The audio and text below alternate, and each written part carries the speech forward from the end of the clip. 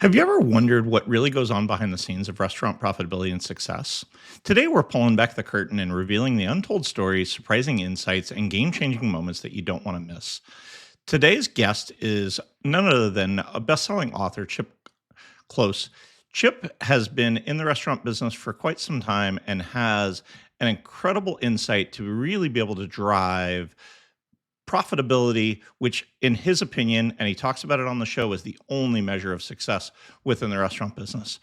Please stick around until the end where he shares some really great insights on how restaurants need to be thinking about these things.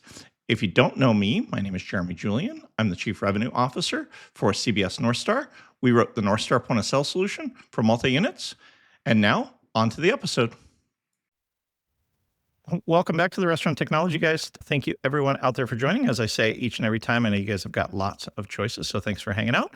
Today, I am joined by an industry expert, I would say, and I know he's going to probably be like, yeah, but I've been following his stuff and kind of the content that Chip's been putting out. So I'm going to let him introduce a little bit about his background, a little bit where he came from, and then we'll talk a little bit about one of the big things that a lot of people open restaurants for, but few seem to have mastered its profitability. And so why don't you get our audience a little bit of a primer as to who you are before we jump into why they should listen to you and I hang out for 30 minutes? I appreciate it. First things first, thanks for having me on the show. You're a big deal. This show's kind of a big deal.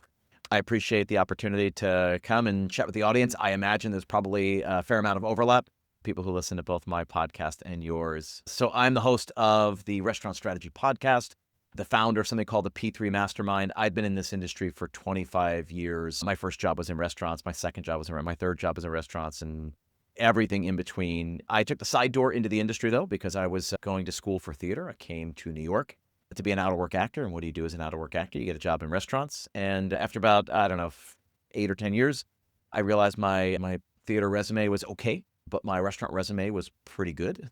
Certainly much better. I had a dozen Michelin stars on the resume at that point. I had worked with 3 different James Beard Award winners. So I really started on the operational side. So I was a busser. I folded pizza boxes. I washed dishes. I was a host. I was a server. I moved up to captain. I got into fine dining. I managed, and that's what I did through the heart of my career. 20 years in New York City, mostly in fine dining, opening restaurants, running restaurants. I worked a lot as a maitre d', so I was the front of the restaurant. I was responsible for driving revenue, filling butts in seats.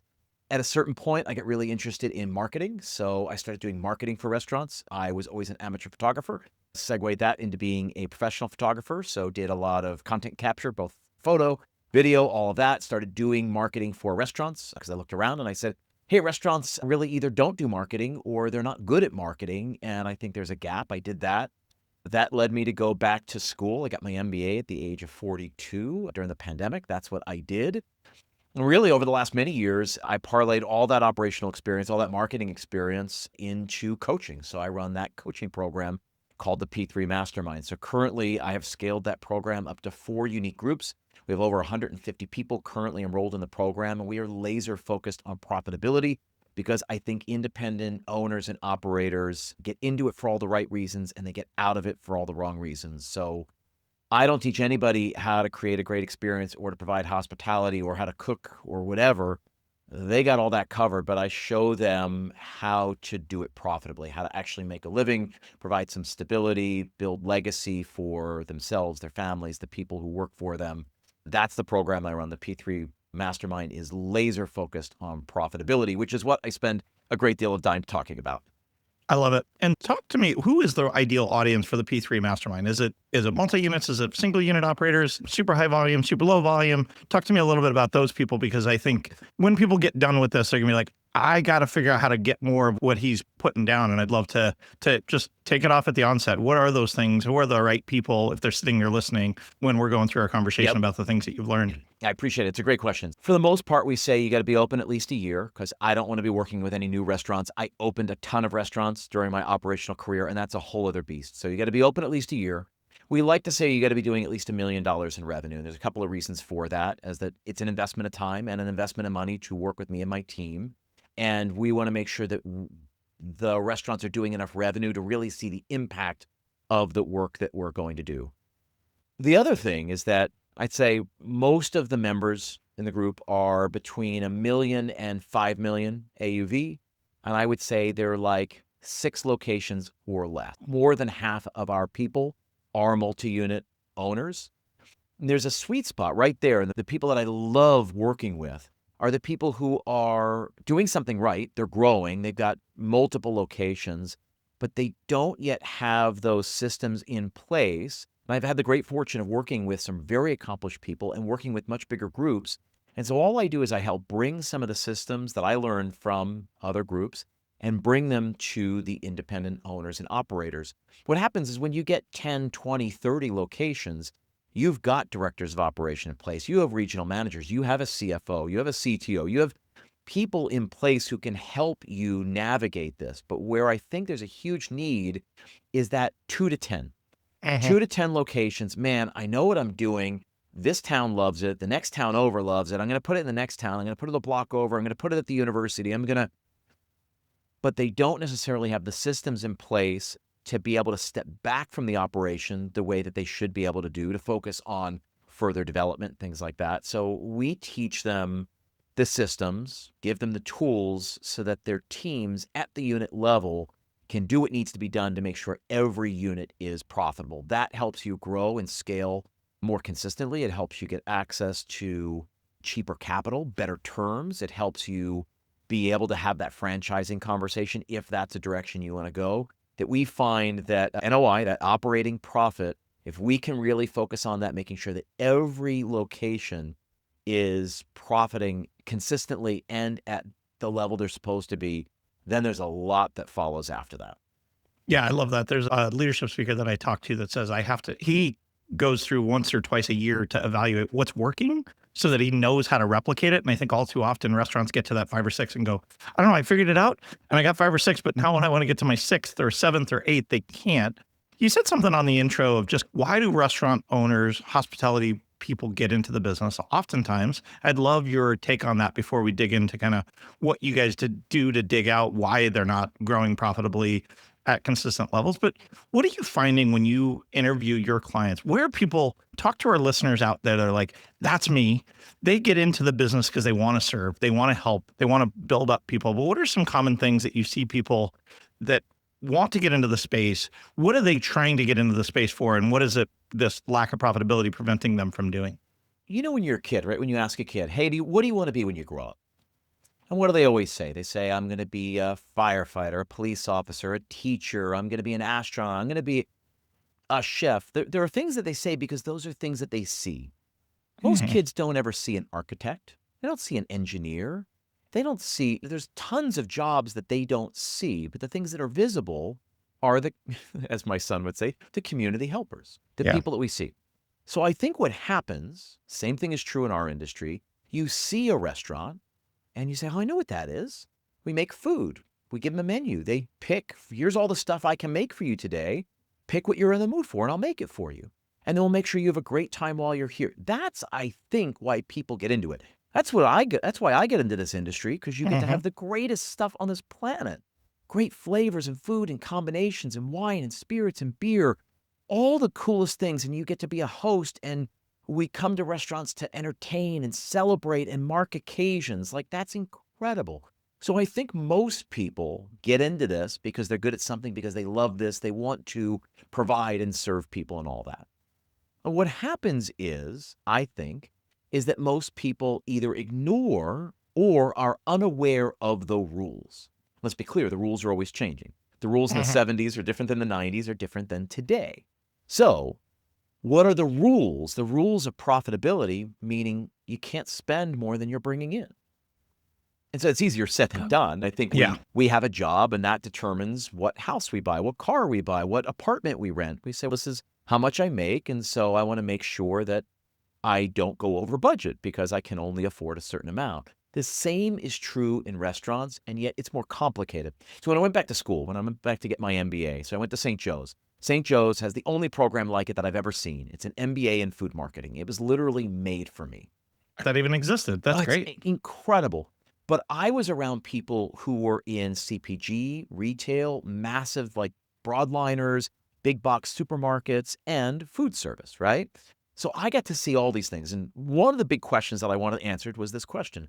Our restaurants are full every night. They're packed. People are spending money on wine and beer and drinks and food and we got tomahawks going out and all this. Why aren't they profitable?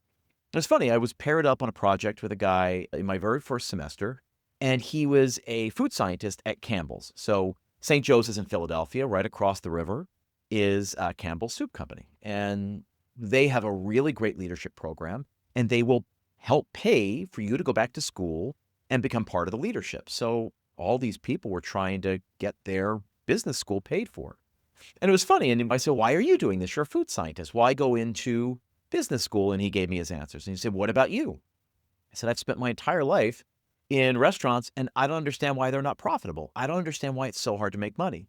And without even skipping a beat, he goes, oh, that's easy. I said, what's so easy? And he says, it's because you guys have 3 moving targets. I said, what do you mean? He said, you have 3 moving targets that at Campbell's Soup, we pretty much don't have. And he said, revenue is a moving target. So at Campbell's, we have salespeople who are selling our soups a quarter ahead of time. He said, so revenue is not a question, but at the restaurants, you can't tell who's coming in, how many people are coming in, what they're going to buy, right? So you can't be sure how many covers you're going to do and what your average guest is going to spend. Yeah, and how many tomahawks do you need to cut versus how many salmons do you need to cut? So because revenue is a moving target, therefore, to your point, cost of goods sold is a moving target. If I buy too much, I'll have waste, and that'll cut in my profitability. If I don't bring in enough, I'm going to have 86s. I'm going to run out of food. I'm going to piss people off. They're going to say, I don't want to go back there. They ran out of half the menu. So revenue is a moving target. Therefore, COGS is a moving target. Obviously, then labor is the other big moving target.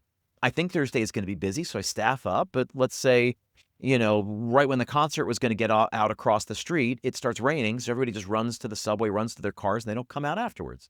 So I think it's going to be busy, but it ended up being slow, and that directly cuts into my business. He said at Campbell's, again, we have salespeople who sell months in advance, so revenue is not a moving target. Because we know how many sales we have, we know how much product to buy. So how many cans, how much ingredients to fulfill the number of orders that we have. We also know how many people it takes to run the line to get that many cans off the line, so to speak. So revenue, COGS, and labor aren't our moving targets. Now we have other moving targets, right? They lock in deals for products months ahead of time, years ahead of time, and there are other challenges they have. And he said, but the 3 that you have specific to your industry, we don't have, and that's what makes it so hard. It was like I was 3 months into the program, and I was like, holy crap. It just gave me such clarity on it. And so we spend a lot of time talking about the 3 moving targets and how important it is to wrangle that, right? Obviously, COGS and labor, that's prime cost. Most people listening to this podcast will understand how important it is to manage prime. And then revenue has to do with growth. So can you manage your key expenses in relation to revenue? And then what are the levers you can pull to actually grow revenue? That's, I think, why it's so difficult. And I didn't get that. At least I couldn't articulate it as clearly as that guy articulated. And now I lovingly steal it and I tell everybody.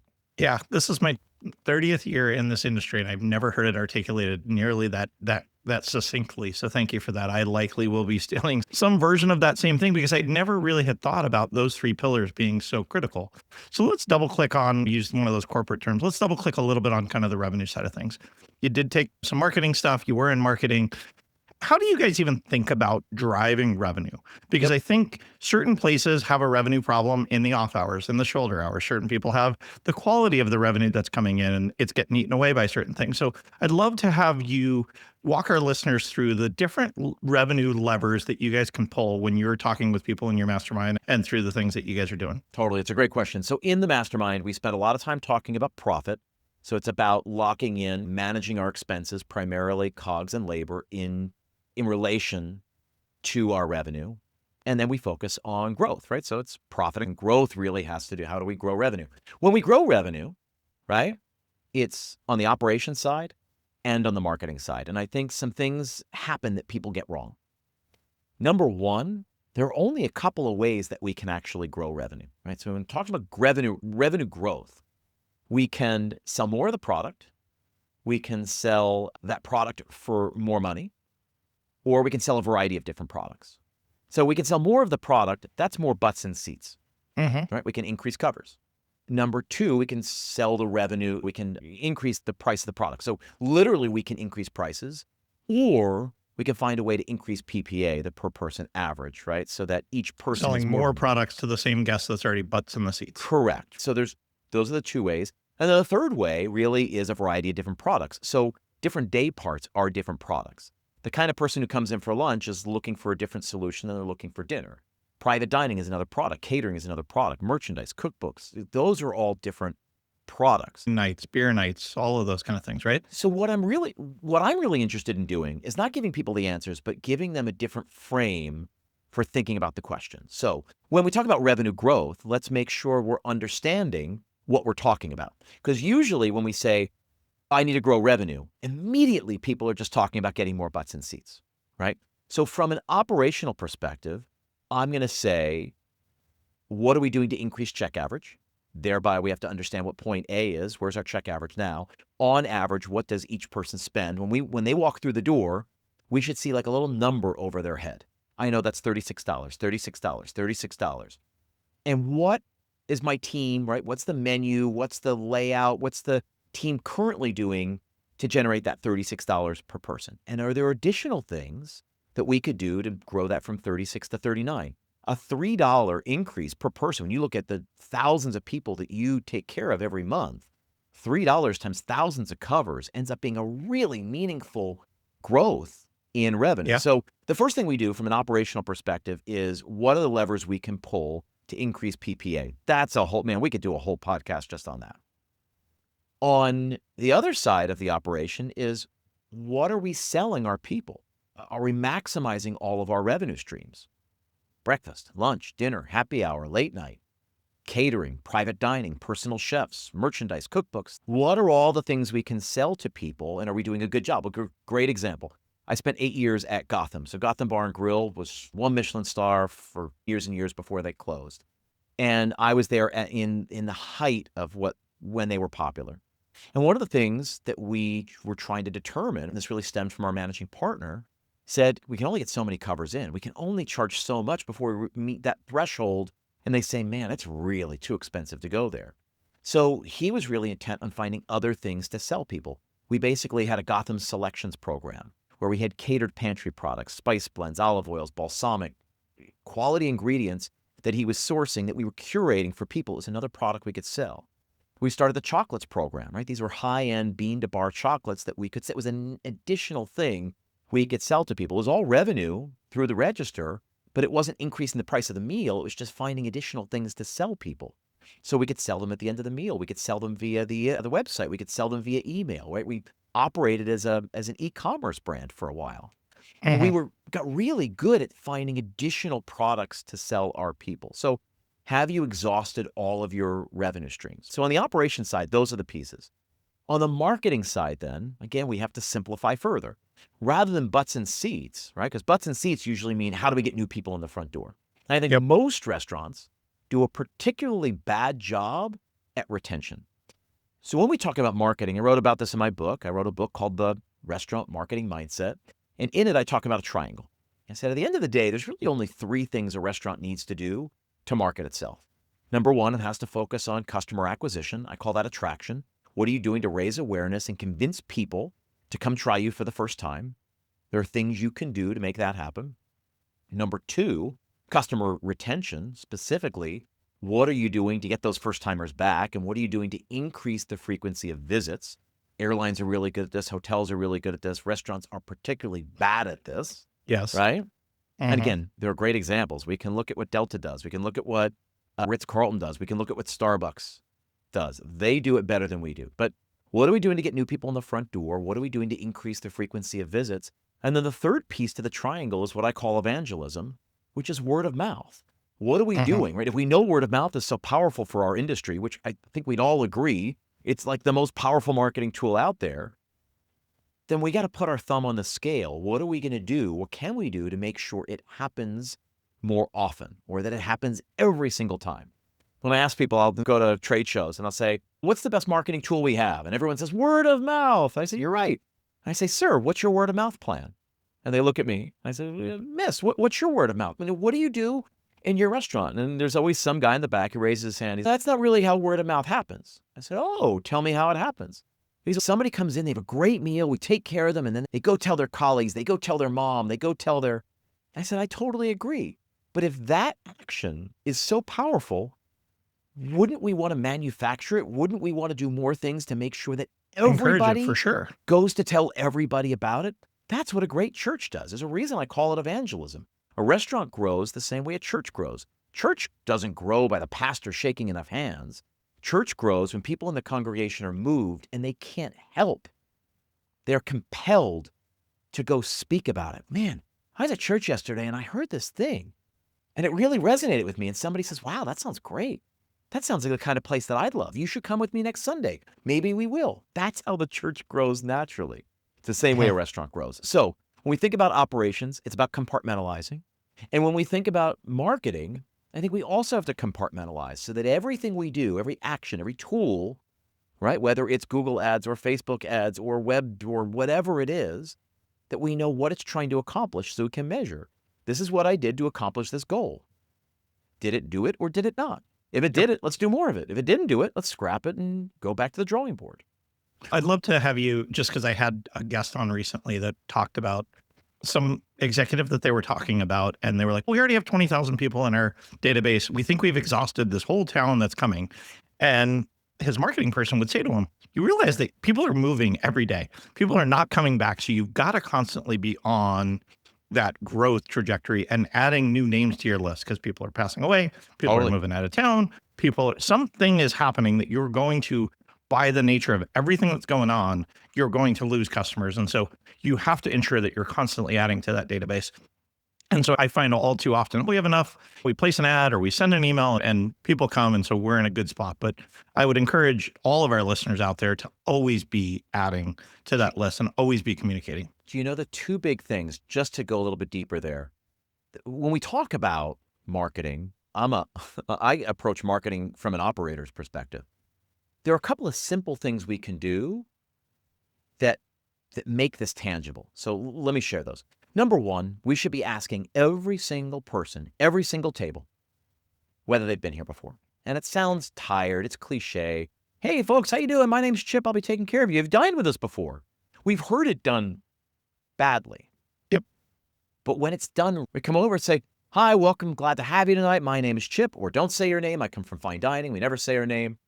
I'm glad to have you. Tell me, have you guys dined with us before? And when they say no, we say, that's incredible. Can I ask you a question? What made you come in today?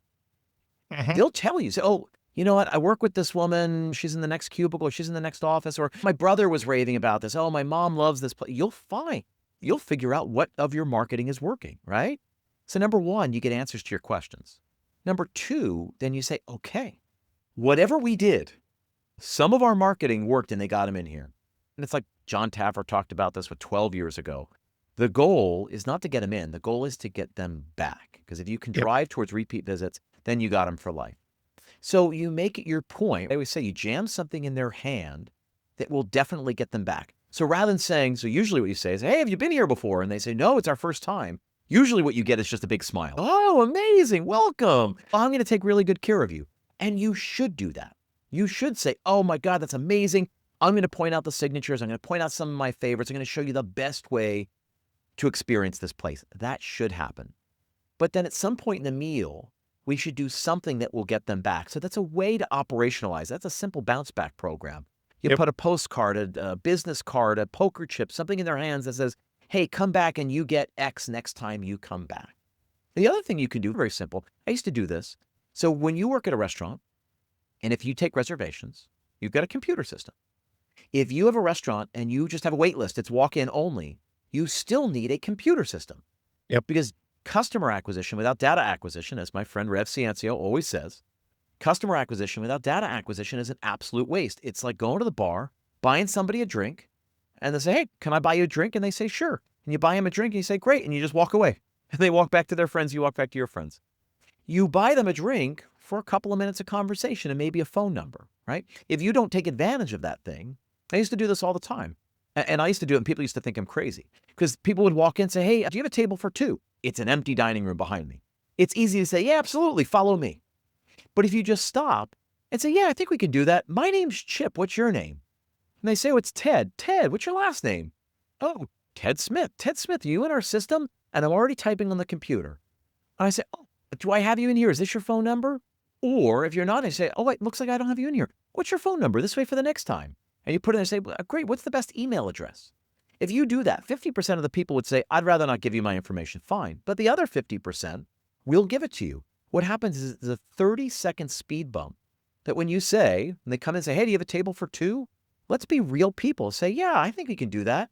My name's Chip. What's your name? You'd be amazed at how people light up and they say, oh, yeah, that's right. It's not just transactional. It doesn't have to be. If we want to pretend like we're in hospitality, let's actually be in hospitality. Let's introduce ourselves. Let's get to know people. If you can get their name, their phone number, their email address, it'll take you all of 30 seconds. And that's if people have to think deeply about it. But otherwise say, great, now you're in our system. Follow me. And then you follow the same track, but now you've got them. There's so much you can do with that once you have that. Those are two easy ways to operationalize marketing. That's marketing. Yeah. And people think it's Facebook ads and Google AdWords and all of those kind of things. But at the end of the day, it's creating a memorable experience. Recently, I celebrated my anniversary with my wife. We went to Carbone in Dallas. They did exactly what you said. I had been for a business dinner. Now I was taking my wife there. They created an unbelievable experience. We've now told bunches of people. The manager has reached out to me post to say, hey, I'm so glad that you had such a great, they asked for a Google review because they knew I had had a great experience. Yeah. I've gotten comments now on that Google review. That's marketing. That creates this word of mouth. It's in an industrial area in downtown Dallas. You know Carbone, I'm sure, because of being, where you're at. But it was one of those things that I think, but it really requires thoughtful and intentional ways of going about it, Chip. And I'd love for you to, and you have to train your staff to do these things. And so You have to be aware. Love that idea. Is you have to be aware, you have to evaluate what you're doing and go, what is not working? And then get them into that place to be able to do it a little bit differently, because that difference, just that difference in the way that you took the 30 seconds at the onset versus the way that you normally do it can create double digits increase in profit if you do it properly. Is that something you're learning? 100%. And anybody listening to this, I'm sure you've never been to a restaurant that did it. Most times you walk in and say, hey, do you have a table for four? Yeah, right this way. Just by doing it, you win. You beat out 99% of everyone else in your market simply because you're aware of it. There are these little moves. So yeah, while Google ads work, and I think you should do them, while Meta ads work, and I think you should do them, not before you do some of this basic blocking and tackling, where you say, data acquisition is absolutely crucial to the success and growth of our business. And what are all the ways we're going to do that? So don't just do a plug and play. Oh, my POS system offers a loyalty program, so we'll do it. You should do that, but don't rest on your laurels thinking that's enough. Find all the different ways. So when I used to do this, when I used to get people's information, I would mark it. In my old days, as a maitre d', I'd mark them on the sheet. And at the end of my night, I was done. I'd go upstairs. I'm doing my closing report. I'm sitting. I loosen my tie. And what I would do is I would text people. And I'd say, hey, I just wanted to thank you again. My name is Chip. I'm the maitre d' at this restaurant. You just came in. I hope you had a great meal. If you ever need anything in the future, just let me know. Or I would ask a question. Like I meant to ask you. And I would do this purposely. Sometimes I would stop by the table, but I stopped by, but I meant to ask, what did you think of the? And I would just mention of the souffle, of the ribeye, of the pasta. What did you think of the tomahawk chop? And they would go, oh my God. It's like nobody does it, but I just extended the hospitality from beyond the four walls. And like now they're in my phone. I'm in their phone. So from time to time, I used to say this. I say, if you texted 5 people every day from your reservation list, if a manager did this, if a maitre d' did this, if you did it every day, it would change your business overnight. So if there's any operators listening to this, you start doing this, you become absolutely crucial, so valuable to the restaurant you work at. That's how you get raises. That's how you present yourself as valuable to a competitor. That's how you get better jobs and better pay. When you do just these simple things. And so it's just being aware of it and doing it. And so the things I'm just teaching you, now everybody's listening to it. Now operational, take notes, right? List this out, do this and this. It becomes an SOP, standard operating procedure. When somebody walks in without a reservation and asks for a table for 4, this is the script we do. Yep. Yep. That's all So it different. is. It's It's so all it different. is. And it's so intentional. One last quick thought, real quick, because we're getting close to time, and I know that we can fall off. I love all of the marketing ideas, and again, there's so much that we could do to talk through that. Tell me some of the areas that you find could chip in kind of the other two prime costs that people miss most often: food cost, and probably even more so menu selection. Because I think all too often people, when you watch Taffer, you watch Robert Irvine, you watch all of these guys on these TV shows, they're going in and beating the crap out of people because they're stocking stuff that's not selling. But I'd love for you to talk a little bit about how you evaluate those two prime costs of food cost and labor cost Yep. to give people one or two things that they need to be thinking about within their brand. I talk a lot about the 30-30-20 rule. It is a rough rule of thumb. 30% COGS, 30% labor, 20% for everything else. So imagine all of your expenses going into one of three buckets. All the product you bring in to turn around and resell to your customers, that's cost of goods. That goes into the first bucket. Labor, meaning all your people costs, your salaries, your hourly wages, your taxes, your benefits, all that goes into the second bucket.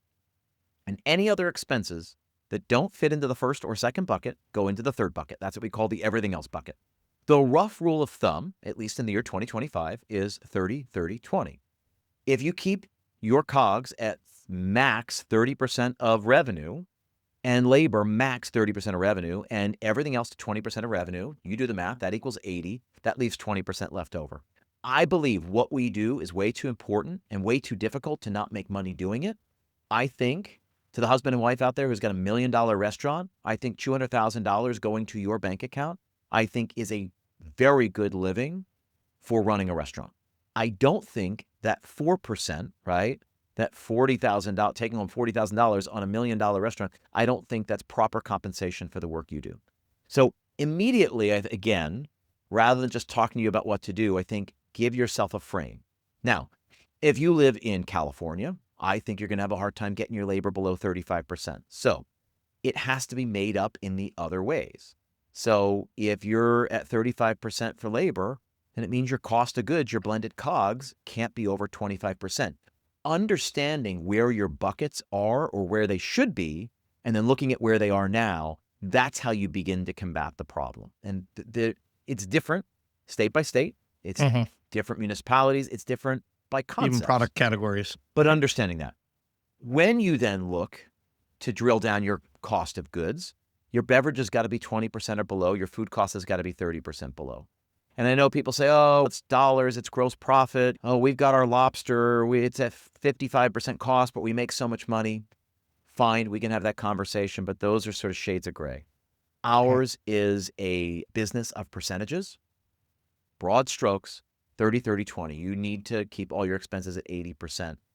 You need to understand where your bread gets buttered. What are your popular items? What are your profitable items? How do you highlight them? How do you strip everything from your menu so all that's left are the items that are very popular, very profitable, the things that get photographed, the things that people will rave about the next day? Certainly, we've been to restaurants where, oh my God, I got to tell somebody about this. Like, talking about Carbone. There are plenty of those items on the Carbone menu that are just like, tell somebody about this. I can't believe this. How much is the chicken parm at Carbone? $38, I think. It's a lot. Yeah. It was for a piece of chicken. So everywhere else in the world, it's like 14, 16 bucks. It is easily 2x. And that's part of the conversation piece. So it's 38 bucks. I had a 60-day dry aged ribeye that my wife was like, you're paying what? That's a car payment for the steak. But I did. And I've told bunches and bunches of people about it because of it. Yep. So it's understanding what are the things that get ordered all the time. What are the things that are going to get raves, that are going to spread about your place. That's that more helpful than me saying, do this to lower your food cost, do this to lower your labor cost, understanding how your buckets are. The thing I'll say about this, though, and it's an indirect answer to your question, is every potential solution has to be on the table. So if I walk in and say, you got to lower your back of house labor by X number of percent, and I have a chef, and I've had this conversation before, they said, I can't do it. I can't put out this menu with that few people. I said, great. This is what you can afford. So build me a menu that runs on this. I got 6 guys back there. You can't afford more than 4. Build me that menu. And the best restaurateurs out there, I had John Taffer on my show.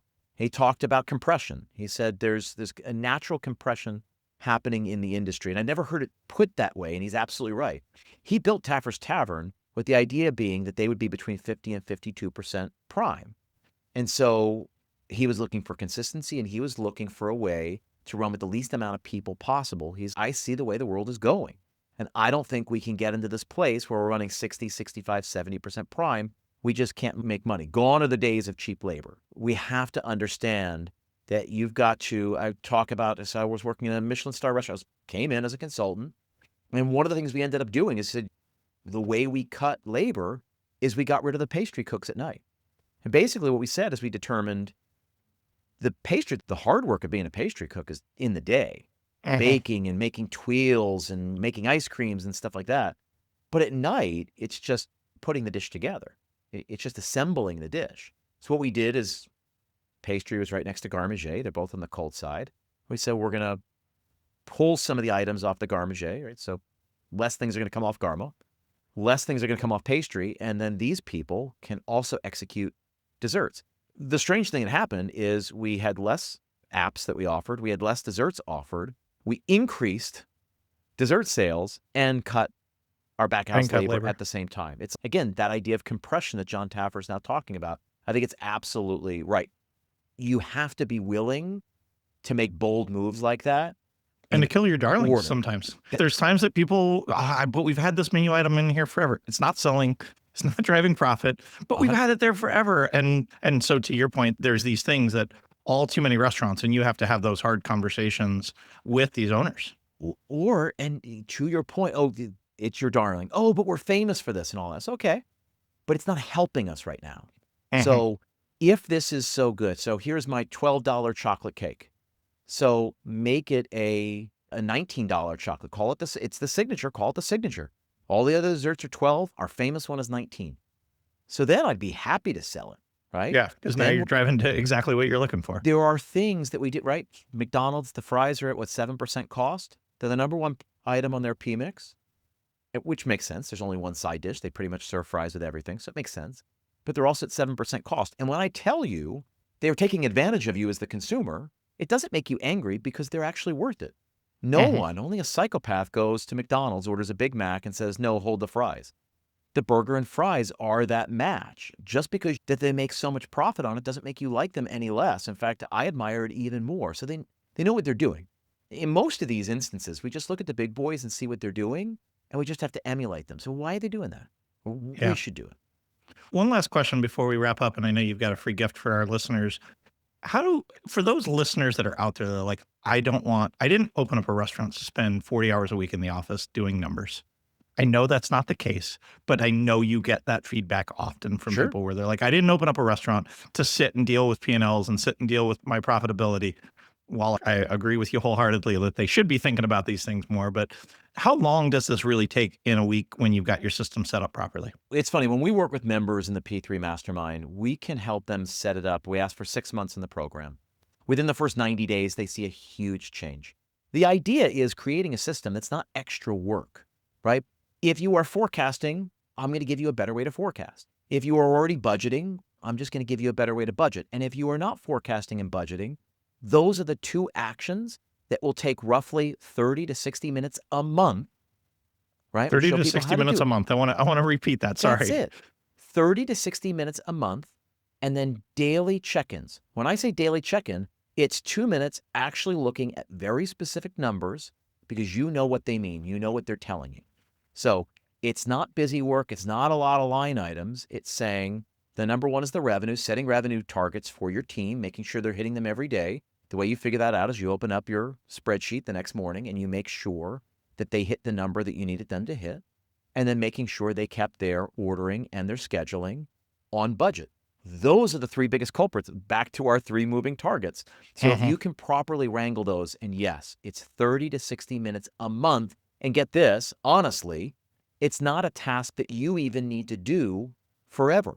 Because once you learn how to do it, my goal is always to show you how to do it in a way that's very easy to teach your team to do it. It's something the GM in your location or something your executive chef in the location should be doing. This is not, I repeat, not an owner action. It is an operator action.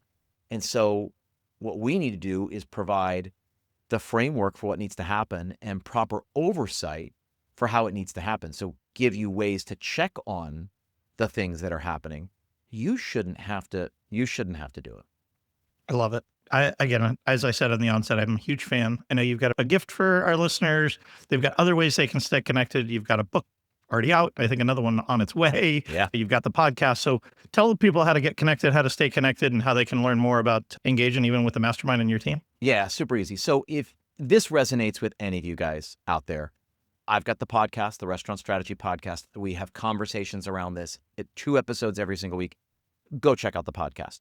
What I'm going to offer up to you guys is that if you want to do a free P&L review with me, 30 minutes, absolutely no strings attached. It's the first thing we do with all new members. We can certainly talk about the mastermind and talk about what it might look like with you, but we'll go through that diagnostic exercise. We'll look at the numbers. I'll show you what I see. I'll give you a handful of action items. And if you want to continue the conversation and talk about how we might help you with that in the mastermind, I'm happy to have that conversation. And if no, you just want to go take care of it yourself, I'll give you the action items. You can do it. So I will give you a special link you can include in the show notes so that people can do it. But it's a link directly to my calendar, not anybody else. It's me. You can book time to get a free P&L review. It'll be 30 minutes, and you'll come out of that, I think, with a lot of clarity about where your business is at and where I think it can go. Again, we just spent 42 minutes and you've delivered some pure gold. So thank you for what you do. I'm passionate as you are at watching restaurants succeed, and I hate watching restaurants struggle. So thank you for continuing to put that info out there. Thank you for helping restaurants. To our listeners, guys, like I said at the onset, you guys got lots of choices. So thanks for hanging out and make it a great day.